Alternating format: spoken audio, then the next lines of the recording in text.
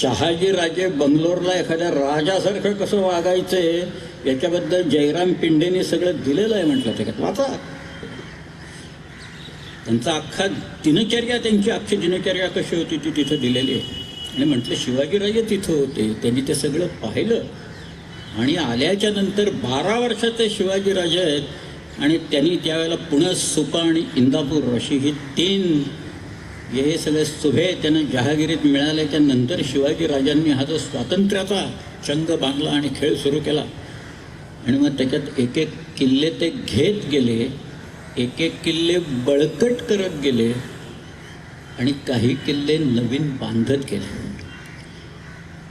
किल्ला बांधणे हे साधं काम नाही, अगदी साधं काम नाही. एक दगड नुसतं बसवायचा तिथं तर तो घडवायला लागतो.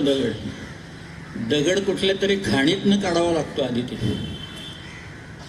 महाराष्ट्रात दगडाची कमतरता नाही ही एक चांगली गोष्ट आहे त्याच्यातली. परंतु तो घडवावा तर लागतो, बसवावा तर तिथं लागतो, न्यावा तर लागतो, ट्रान्सपोर्टेशन लागतं ना. राजगड ही त्यांची पहिली राजधानी की जिथे शिवाजीराजे 24 वर्ष राहिले. त्या